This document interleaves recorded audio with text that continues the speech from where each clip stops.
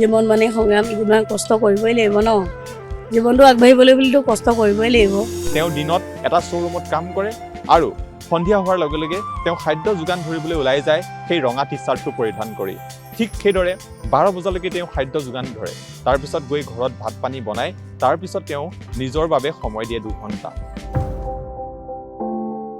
কেতিয়াবা কাৰোবাৰ ঘৰত হাজিৰা কৰি আৰু কেতিয়াবা এইদৰে দোকান দি 200-300 টকা ইনকাম কৰি এইদৰে তেওঁলোকৰ পৰিয়ালক চলাইছে ল'ৰা ছোৱালীক পঢ়ুৱালে এইদৰে 30 বছৰ ধৰি এগৰাকী মহিলাই এনেধৰণে সংগ্ৰাম কৰি থকা দেখিবলৈ পোৱা গ'ল তেওঁ প্ৰাইভেট চাকৰি কৰিছিলে প্ৰাইভেট চাকৰি বাদ দি এইদৰে তেওঁ সংগ্ৰাম কৰিবলৈ ওলাই আহিছে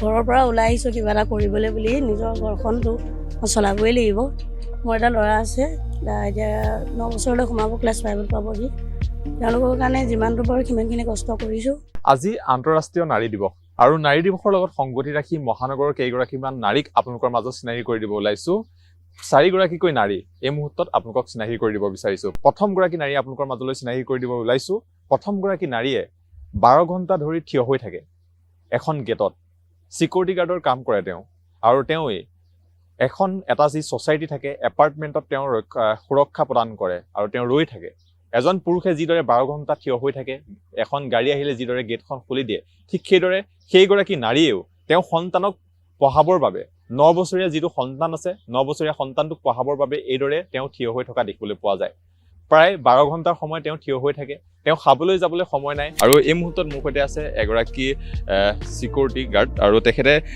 কৰ্ম কৰি আছে তেওঁ এগৰাকী মহিলা আৰু মহিলা হৈ তেওঁ এইদৰে তেওঁ জীৱন অতিবাহিত কৰি আছে বা তেওঁ এইদৰে পৰিয়াল চলাই আছে তেওঁ এটা ল'ৰা আছে ল'ৰা সন্তান তেওঁ এটা সন্তান আছে সন্তানক তেওঁ পোহপালন কৰি আছে প্ৰথমে আপোনাৰ ওচৰলৈ আহিছোঁ বাইদেউ আপোনাৰ নামটো মোৰ নাম নবনীতা বৰুৱা মোৰ ঘৰ শিৱসাগৰ নাজিৰা প্ৰথমে নাৰী দিৱসৰ শুভেচ্ছা জনাইছোঁ আৰু নাৰী দিৱস কি ক'ব আজি কি ক'ম ঘৰৰ পৰা ওলাই আহিছোঁ কিবা এটা কৰিবলৈ বুলি নিজৰ ঘৰখনটো চলাবই লাগিব মোৰ এটা ল'ৰা আছে এতিয়া 9 বছৰলৈ সোমাব ক্লাছ 5ত পাবহি তেওঁলোকৰ কাৰণে যিমানটো পাৰোঁ সিমানখিনি কষ্ট কৰিছোঁ আগলৈও যাতে আগবাঢ়িব পাৰোঁ তেনেকৈ সিমানখিনি কৰিছোঁ আৰু আপোনাৰ ল'ৰাটোক পঢ়োৱাৰ খৰচ আপুনি কৰি মই কৰি আছোঁ আপোনাক কি চাব লাগে আপুনি এই যিটো আপুনি সিকিউৰিটি গাৰ্ড কৰি আছে তাৰ পৰা আপুনি ঘৰখন চলোৱাৰ লগতে আৰু ল'ৰাটোক পঢ়ায় সিমানকৈ ইয়াতে কৰোঁ আৰু কষ্ট যিমানখিনি পাৰিছোঁ সিমানলৈকে আগবাঢ়িছোঁ আৰু কিয় এনেকৈ কৰিবলগীয়া হ'ল আপুনি সিকিউৰিটি গাৰ্ড কাম কৰাটো একো লাজৰ কথা নহয় ন যিমান পাৰোঁ যেনেকৈ কৰিছোঁ ইয়াত আহিছোঁ যিমানখিনি পাৰিছোঁ শিকিছোঁ যেনেকৈ শিকাইছে আমাক ইয়াৰ আগত আপুনি কিবা কৰিছিলে আগত কৰিছিলোঁ আমাৰ তাতে নিজৰ তাত আছিলে আমাৰ হোটেল আছিল তাতে কৰি মেলি আকৌ নিজৰ তাত থকাত অকণমান আমনি পায় ওলাই গুচি আহিলোঁ আপোনাৰ কেনেকুৱা ধৰণৰ কষ্ট হয় কষ্টটো হয় চাগে কষ্ট হয় দিন ৰাত একুৰি কাম কৰিবলগীয়া হয় 12 ঘণ্টা কেতিয়াবা মানে পাৰ হৈও যায় ৰাতিও কষ্ট কৰোঁ আমি ইয়াতো 12 ঘণ্টা ডিউটি কৰিছোঁ আমি দেউতা আছে মোৰ ঘৰত দেউতা মা নাই খালি দেউতাই চাই গ'ল হাজবেণ্ড আপোনাৰ মোৰ হাজবেণ্ডৰ ডাইভৰ্চ হৈছে মোৰ এতিয়া এগৰাকী আপুনি দেউতাকৰ খিনিও পূৰণ কৰিব লাগে দেউতাকৰ কামখিনিও কৰি আছে দুইজনৰ কাম মই পূৰণ কৰি আছোঁ যেনেকৈ পাৰিছোঁ তেনেকৈ মই তাক ডাঙৰ দীঘল কৰিছোঁ কষ্ট হয় অলপমান দেউতাকৰ মৰমৰ পৰা সিও বঞ্চিত হৈ আছে সেই তেনেকৈ দুইজনৰ মৰম মই তাক দি আছোঁ মানে আৰু 12 ঘণ্টা থিয় হৈ থকাটো ধেমালি কথা নহয় কিন্তু কষ্ট হয় বাৰু হ'লেও যিমানখিনি ছাপৰ্ট পাইছোঁ নিজৰ লগৰখিনিৰ পৰা কৰিছোঁগৈ আৰু তেনেকৈ যিমানখিনি পাৰোঁ আগবাঢ়ি যাম তেনেকৈ কি বনোৱাৰ মন পঢ়ুৱাইছোঁ আৰু এতিয়া জানো এতিয়া কি কৰেগৈ ল'ৰাই জানিব এতিয়া কষ্ট হ'লে কৰিম আৰু ল'ৰাটোতো ডাঙৰ দীঘল কৰিবই লাগিব ন মই যিমানটো পাৰোঁ সিমানখিনি হ'লেও চেষ্টা কৰিম আৰু জীৱন মানে সংগ্ৰাম যিমান কষ্ট কৰিবই লাগিব ন জীৱনটো আগবাঢ়িবলৈ বুলিতো কষ্ট কৰিবই লাগিব বুলি ক'লে আৰু এনেকুৱা হয় নেকি যে আপুনি এনেকৈ কাম কৰি আছে কেতিয়াবা কোনোবা বেয়াকৈ কথা কৈ যায় এনেকুৱা কিবা বেয়াকৈ ক'লেও সেইখিনি মই মানে ভাবি থকা নাই আৰু ভবাই ভাবিবই যিমানখিনি পাৰে আমি নিজেই ভাল থাকিলেনো কোনেও কি কৰিব পাৰিব আপোনাৰ কষ্ট কেনেকুৱা কষ্ট হয় কষ্ট হয় এতিয়া 12 ঘণ্টা ডিউটি কৰি কেতিয়াবা মানে খাবলৈ যাবলৈও সময় নহয়গৈ ন আমি এতিয়া আহোঁ দ্বিতীয়গৰাকী নাৰীৰ ওচৰলৈ। দ্বিতীয়গৰাকী নাৰী এনে এগৰাকী নাৰী 30 বছৰ ধৰি তেওঁ ৰাজপথত দোকান দিছে আৰু বেলেগৰ ঘৰত কাম কৰি পঢ়া শুনাৰ খৰচ উলিয়াইছে। ল'ৰা ছোৱালীক পঢ়ালে আৰু ল'ৰা ছোৱালীক পঢ়াই এজন মানুহ কৰিলে, তেওঁলোককো কাম কৰিব পৰা সুযোগ্য সন্তান কৰি তুলিলে। 30 বছৰ ধৰি এখন ফুটপাতত দোকান আৰু লোকৰ ঘৰত বাচন ধুই কাপোৰ ধুই তেওঁ ল'ৰা ছোৱালীক পঢ়োৱা এইগৰাকী হৈছে মহিলা। এয়াই হৈছে মাতৃ, এয়াই হৈছে নাৰী। নাৰী তুমি অনন্য, নাৰী তুমি মহান। সেয়াই আজি আপোনালোকক দেখুৱাবলৈ বিচাৰিছোঁ। যিসকল প্ৰতিষ্ঠিত নাৰী আমি সেইসকল নাৰীৰ কথা আমি কথা পাতোঁ, কিন্তু এইসকল নাৰীক আজি আপোনালোকৰ মাজলৈ লৈ অহাৰ এক প্ৰয়াস কৰিছোঁ অসম লাইভৰ জৰিয়তে। জ্যোৎস্না দাস। আপোনাৰ ঘৰ ইয়াতে। আপুনি কেইবছৰ হ'ল দোকান দিয়া? এই 30 বছৰ মান হ'ল। তাৰমানে আগতে সৰু আছিল ল'ৰা ছোৱালীগিলা, সিহঁতে দিছিল, তাৰপিছত সিহঁতে ডাঙৰ হ'ল, এতিয়া মই দি আছোঁ। বৰ্তমান 30 বছৰ মান হ'ল মান দিয়া। 30 বছৰ। আপোনাৰ ঘৰ এখন দোকান দি চলাই আছে? এইখন চলাই আছে। এতিয়া ল'ৰা ছোৱালীগিলা অলপ ডাঙৰ হৈছে, সিহঁতেও হাজিৰা কাম কৰে, কৰি সেনেকৈ অলপমান ঘৰটো চলাই আছোঁ আৰু সেনেকৈ গোটেইগিলা। আগতে আপুনি চলাইছিলে? আগতে ময়ে চলাইছোঁ। আগতে আপুনি চলাইছিলে? আগতে কি কৰি চলাইছিলে আপুনি? এতিয়া সেই মানুহৰ কাম কৰিছিলোঁ, কাম কৰি কিনে ঘৰত খাইছিলোঁ আৰু ল'ৰা ছোৱালীগিলা ডাঙৰ হ'ল, এতিয়া মই দোকান দিং, সিহঁতে আৰু কাম কৰে, সেনেকৈ আছোঁ আৰু। আপুনি দোকান দি পেলাই তেওঁলোকৰ ল'ৰা ছোৱালীকেইটা পঢ়াইছিলে? দোকান দিয়ে পঠাইছোঁ। কি কৰি মানুহৰ ঘৰতো কাম কৰিছোঁ আৰু দোকানো দিছোঁ, এনেকৈ ল'ৰা ছোৱালীকেইটাক অলপমান পঢ়ালোঁ। পঢ়াই কিনে সিহঁতে অলপ ডাঙৰ হোৱাৰ কাৰণে সিহঁতে নিজে নিজে কামত লাগিলে। এতিয়া আৰু কষ্ট কেনেকুৱা হয়? কি কষ্ট? কষ্ট হয় বাবা, দৌৰি অহা যোৱা কৰা যায়, কাঁহী চাহী দিওঁতে, বা পানীৰো আমাৰ কষ্ট, পানীও নাই, তলৰ পৰা পানী নিব লাগে, এনেকৈ খাই আছোঁ আৰু পানী চলিবলৈ পইচা হৈ যায়? চলি বুলি আৰু সেয়া সিহঁতেও অলপমান আনে হাজিৰা কৰি, ময়ো এনেকৈ দোকানখন দি যি এটা পাওঁ তাকে চলি আছোঁ আৰু। কণ্ট্ৰলৰ চাউলখিনি ফ্ৰী পাই দি আছোঁ, সেয়ে আৰু সেনেকৈ চলি আছোঁ। আজি যে নাৰী দিৱস গম পায়নে? আজি গম পোৱা নাই বাবা, নাই পোৱা, ৰাতিপুৱা আহিলোঁ না, গম পোৱা নাই। কিমান টকা পায় এদিনত? কেতিয়াবা 300 ৰৈ যায়, কেতিয়াবা 200 যায়, কেতিয়াবা নাযায়ও, কেতিয়াবা 500 যায়। সেনেকৈ আৰু উপায় নাই। সেই কৈছোঁ ন, ল'ৰা ছোৱালীকেইটা আনে না, সিহঁতে আনে, আমিও আনো, ময়ো নিওঁ, সেনেকৈ আছোঁ চলি, উপায়টো নাই। দেখুৱাইছোঁ এগৰাকী মহিলা, আৰু তেওঁ 30 বছৰ ধৰি এইদৰে তেওঁ সংগ্ৰাম কৰি আছে। কেতিয়াবা কাৰোবাৰ ঘৰত হাজিৰা কৰি আৰু কেতিয়াবা এইদৰে দোকান দি 200-300 টকা ইনকাম কৰি এইদৰে তেওঁলোকৰ পৰিয়ালক চলাইছে, ল'ৰা ছোৱালীক পঢ়ুৱালে। এইদৰে 30 বছৰ ধৰি এগৰাকী মহিলাই এনেধৰণে সংগ্ৰাম কৰি থকা দেখিবলৈ পোৱা গ'ল। আৰু আজি আন্তৰ্জাতিক নাৰী দিৱসৰ দিনাখনি এইদৰে কেইগৰাকীমান মহিলাক, আমি মহানগৰৰ কেইগৰাকীমান মহিলা যিসকলে সংগ্ৰাম কৰি নিজৰ পৰিয়াল পোহপালন দিছে, তেনে মহিলাক আমি দেখুৱাবলৈ চেষ্টা কৰিছোঁ। আৰু এইগৰাকী হৈছে জ্যোৎস্না দাস, যিগৰাকী মহিলাই 30 বছৰ ধৰি বেলেগৰ ঘৰত কাম কৰি আৰু নিজেই এখন দোকান দি, ফুলৰ দোকান, মন্দিৰৰ ওচৰত দোকান দি এনেধৰণে তেওঁ পৰিয়াল পোহপালন দিয়াৰ লগতে তেওঁ নিজেও এগৰাকী স্বাৱলম্বী মহিলা হোৱাৰ এক নিদৰ্শন দাঙি ধৰিছে। 30 বছৰ হৈ গ'ল মহিলাগৰাকী এইদৰে দোকান দি থকা, আৰু তেওঁ এইদৰে এতিয়াও কাম কৰি আছে। আপোনাৰ বয়স কিমান হৈছে? মোৰ বয়স 60-65 মান হৈছে। আপুনি কিমান বয়সৰ পৰা এনেকৈ কাম কৰি আছে? তাৰমানে মই বিয়া হৈয়ে 10 বছৰ ঘৰতে থাকিলোঁ। 10 বছৰ 25 বছৰমান মানে ঘৰতে থাকলোঁ। এনেকৈ পিছত আৰু ল'ৰা ছোৱালীকে ডাঙৰ হোৱাৰ কাৰণে অলপমান দোকানখন দি আছোঁ, এনেই। এতিয়া মই 60-65 মান হৈছে আৰু। আমি আহোঁ এতিয়া 3 নম্বৰ যিগৰাকী মহিলা, আমি সেই তিনি নম্বৰ যিগৰাকী নাৰীক আমি এই মুহূৰ্তত আপোনালোকৰ আগত চিনাকি কৰি দিব ওলাইছোঁ। তেওঁ ব্যতিক্ৰম এই কাৰণেই, তেওঁ 24 ঘণ্টাই কাম কৰে। তেওঁ দিনত 2 ঘণ্টা বা 3 ঘণ্টা সময়হে তেওঁ শুৱে। তেওঁ 2 ঘণ্টা 3 ঘণ্টা সময় ৰেষ্ট লয়, বাকী সময় তেওঁ কাম কৰে। তেওঁ পৰিয়াল চলাবৰ বাবে, তেওঁ এজনী ছোৱালী আছে, সেই ছোৱালীজনীক এজনী ভাল মানুহ বনাবৰ বাবে তেওঁ দিনে নিশাই কাম কৰি আছে। আমি দেখুৱাইছোঁ তেওঁ দিনত এটা ডিলাৰত কাম কৰে, এটা ডিলাৰত তেওঁ চাহ দিয়াৰ কাম কৰে। আপোনালোকে দেখিছে স্ক্ৰীণত, চাহ দিয়াৰ কাম কৰি আছে তেওঁ এটা বিশেষ ডিলাৰত, গুৱাহাটীৰ এটা ডিলাৰত। তাৰপিছত সন্ধিয়া হোৱাৰ লগে লগে তেওঁ এখন স্কুটি লৈ এটা ৰঙা টি-চাৰ্ট পিন্ধি তেওঁ ওলাই যায় খাদ্য যোগান ধৰিবৰ বাবে। তেওঁ এটা বিশেষ এপছত কাম কৰে, সেই এপছৰ জৰিয়তে মহানগৰীৰ বিভিন্ন স্থানত খাদ্যৰ যোগান ধৰে। তেওঁ দিনত এটা শ্ব'ৰুমত কাম কৰে আৰু সন্ধিয়া হোৱাৰ লগে লগে তেওঁ খাদ্য যোগান ধৰিবলৈ ওলাই যায় সেই ৰঙা টি-চাৰ্টটো পৰিধান কৰি। ঠিক সেইদৰে 12 বজালৈকে তেওঁ খাদ্য যোগান ধৰে। তাৰপিছত গৈ ঘৰত ভাত পানী বনাই তাৰপিছত তেওঁ নিজৰ বাবে সময় দিয়ে 2 ঘণ্টা বা 3 ঘণ্টা। এয়া হৈছে 3 নম্বৰ নাৰীগৰাকী। তেওঁ দিনে নিশাই কাম কৰি তেওঁ নিজৰ ছোৱালীজনীক ডাঙৰ মানুহ বনোৱাৰ মন মেলিছে। এয়াই হৈছে নাৰী। দুটা কাম কেতিয়া মানে এইটো যোনটো মই ডিলাৰত কাম কৰি আছো এইটো মোৰ 8 বছৰমান হৈ গ'ল। তো এইটো যোনটো জমেটৰ কাম সেইটো মোৰ 2 বছৰ পাৰ হ'ল। 2 বছৰৰ পৰা কৰি আছো। মোৰ নাম জোনালী দাস হয়। মোৰ ঘৰ মোৰ হাজবেণ্ডৰ ঘৰ ইয়াতে কাইলিৰ পৰা DPI হেৰি হয় নগাঁৱৰ পাৰ হয়, তাত ঘৰ হাজবেণ্ডৰ। আৰু মোৰ মাৰ ঘৰ নলবাৰী মুকালমুৱা ৰামপুৰ। আপুনি কেলে এনেকৈ কাম কৰিবলগীয়া হৈছে? কেলে মানে এতিয়া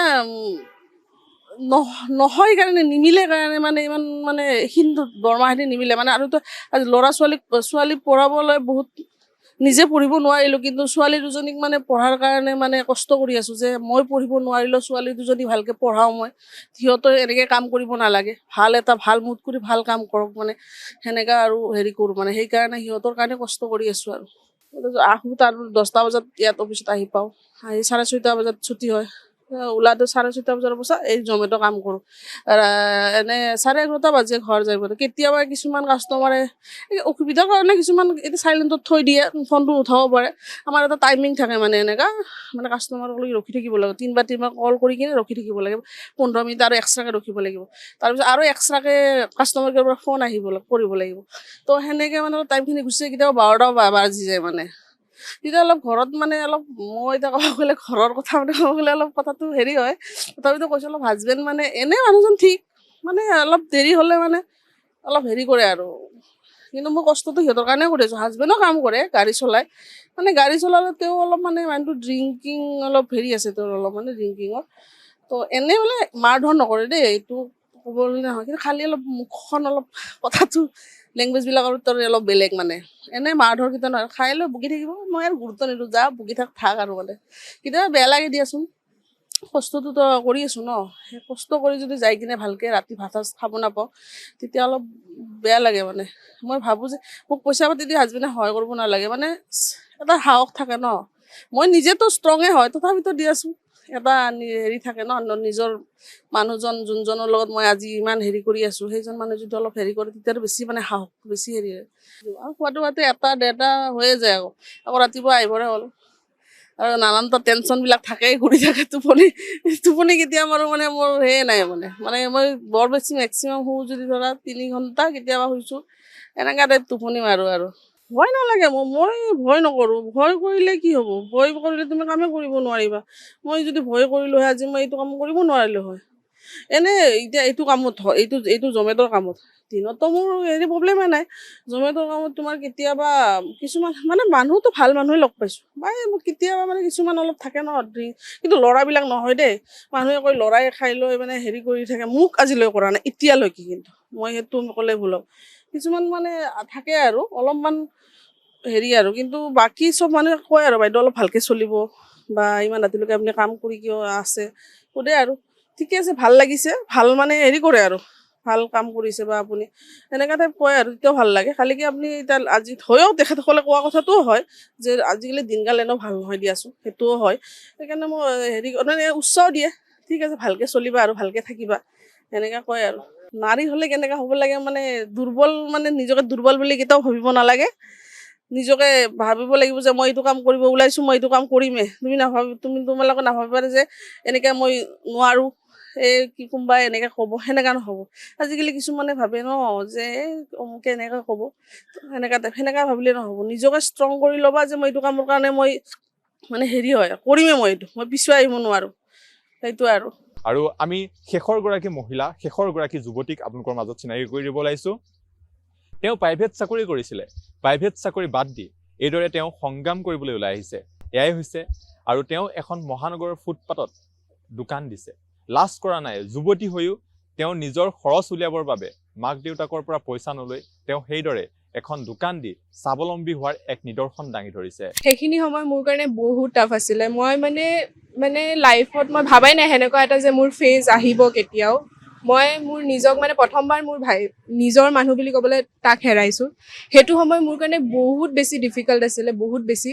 মই মা দেউতাকো আমি দুটাই খালী আছিলোঁ। এতিয়া ভাইটি যোৱাৰ পাছত মই এতিয়া ছিংগল চাইল্ড, অকলে বাচিলোঁ। সেইটো সময়ত মই মা দেউতাকো চাবলগীয়া হ'ল, মই নিজকো মানে কেনেকৈ প্ৰিপেয়াৰ কৰিছোঁ সেইটো হেৰি কাৰণে মই নিজেও মানে এতিয়া ভাবিলেও ভয় লাগে সেইটো সময়খিনি। মই অফিচত জইন কৰিলোঁ, তাতো মোৰ বহুতখিনি লগৰ পালোঁ যোনে মানে মোক হেল্প কৰিছে। এতিয়াও মই সিহঁতৰ লগত টাচত আছোঁ, য'ত আগত মই ক্লিনিকত কৰিছোঁ বুলি কৈছিলোঁ, তেওঁলোকৰ লগত এতিয়াও টাচত আছোঁ মই। তেওঁলোকেও মোক বহুত মানে হেল্প কৰিছে, হাঁহি ধেমালি মানে পাহৰাই দিবলৈ মানে হেৰি কৰে আছে, বিজি ৰাখে আৰু মোক মানুহজনী সেনেকৈ কৰিব। তো সেনেকৈ কৰি অভাৰকাম কৰিছোঁ সেই বস্তুটো দি মই। আৰু এনেধৰণে ফুটপাথত দোকান দি লাজ লাগে নে নাই? মোৰ লাজ নালাগে, মোৰ একদম লাজ নালাগে। মোৰ উল্টা প্ৰাউড ফিল হয় যে আমি ছোৱালী হৈ আগবাঢ়ি আহিছোঁ। আৰু মইতো ক'ম আপোনালোকে আগবাঢ়ি আহিব লাগে। কিছুমান আছে এতিয়াও ভাবে যে ফুটপাথত দোকান দিয়াটো মানে অলপ লাজ পায় আৰু তেওঁলোকে। মইতো লাজ নাপাওঁ। এতিয়া মোৰো বহুত লগৰ আছে যোনে মানে বেয়া পাইছে আৰু কৈছে আৰু বহুত কথা যে পঢ়ি লিখি ইমান পঢ়া লিখাৰ পাছতো তই ফুটপাথত মানে দোকান দিছ, ভাল নালাগে আৰু। কিন্তু মোৰ লাজ নালাগে। মই যদি খাব পাৰিছোঁ, মোক যদি ইয়াৰ পৰা মই নিজৰ খোৱা বোৱা চলি আছে, পিন্ধা মেলা চলি আছে, মোৰ একো লাজ নাই। ইয়াৰ পৰা যদি মোৰ আহি আছে আৰু ইয়াৰ মানুহখিনি ইমান ছাপৰ্টিভ, তেওঁলোকে ভাল পাইছে। উল্টা আমি মানে ছোৱালী হৈ মই আগবাঢ়ি আহি ইয়াত দোকান দিছোঁ, তেওঁলোকে বহুত ভাল পাইছে। ইয়াত মানে এনেকুৱা একো দোকান নাই, এইটো এৰিয়াত মানে মোৰখনে আছে এতিয়া। তেওঁলোকে খাব হ'লে আগতে ইফালে যাব লাগে, চানমাৰীৰ ফালে, এতিয়া ওচৰতে পাইছে, তেওঁলোকেও বহুত ভাল পাইছে সেইটো কাৰণে। আৰু মানুহবিলাক ছাপৰ্টিভ থাকিলে মোৰতো একো লাজ নালাগে। মই ভালে পাইছোঁ ইয়াত দোকান। নাই মই একোতে লাজ নাই মোৰ, মই লাজ নকৰোঁ, মই ভালে পাইছোঁ উল্টা দোকান দি ইয়াত। মানুহে যে কিবা কিবি কৈছিলে বুলি কৈছে, কেনেকুৱা ধৰণৰ কি কৈছিলে? কথাবোৰ তেনেকৈ আৰু যে পঢ়ি লিখি পেলাই ৰাস্তাতহে দোকান দিব পালে নেকি, আমাৰ মানে লাজ লাগিব লাগে, সেনেকুৱা টাইপৰ আৰু কথা। ঘৰৰ মানুহে কি কৈছে? ঘৰৰ মানুহে গম পাইছে? ঘৰৰ মানুহে গম পাইছে, তেওঁলোক বহুত ছাপৰ্টিভ। মা দেউতা মোৰ ফেমিলি বহুত ছাপৰ্টিভ, বহুত ভাল পাইছে। আৰু মোক যেনেকৈ ক'লোঁ ফাইনেন্সিয়েলিও মোক দেউতা মাহঁতে ছাপৰ্ট কৰিছে, মেণ্টেলিও ছাপৰ্ট কৰিছে বহুতখিনি ক্ষেত্ৰতে। তেওঁলোক বহুত প্ৰাউড হয় মোক লৈ পেলাই। মই যে দোকান খুলি আছোঁ বা যি কৰি আছোঁ, এতিয়া তেওঁলোক বহুত প্ৰাউড হয় মোক লৈ। ইমান পঢ়া শুনা কৰাৰ পিছত এনেধৰণে দোকান দিয়াটো কিমান? মোৰ কাৰণেতো ভালেই আছে। মই এতিয়া ইয়াৰ পৰা পাই আছোঁ পইচা, মই চলি আছোঁ, মা দেউতাৰ ওপৰত ডিপেণ্ডেণ্ট হ'ব লগা হোৱা নাই। মোকতো ভালেই লাগিছে। আৰু প্ৰথমে প্ৰাইভেট জব কৰি থাকোঁতে কিমান টকা ইনকাম কৰিছিলে আৰু এতিয়া কিমান টকা ইনকাম?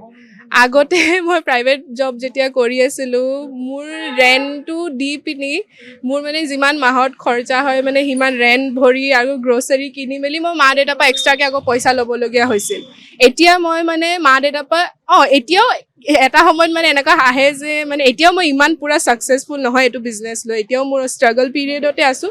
বাট সিমান এটা ল'বলগীয়া হোৱা নাই আৰু মা দেউতাৰ পৰা।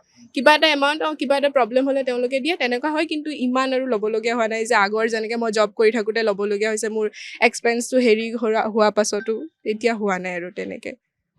ভয় নালাগে, কাৰণ মোৰ লগৰ থাকে, মোৰ লগৰ ল'ৰা লগৰো থাকে, ছোৱালী লগৰো থাকে, আমি একেলগতে থাকোঁ। আৰু মোৰ এইটো জেগাততো একদম ভয় নালাগে, কাৰণ মানুহ অহা যোৱা কৰিয়ে থাকে, গাড়ী মটৰ অহা যোৱা কৰি থাকে, আৰু ইমান লাইট চাইট আছে, ভয় লাগে। আৰু মোৰ ৰুমটো ওচৰতে আছে ইয়াত, এইটো ওচৰতে ৰুম, তো মোৰ ভয় নালাগে।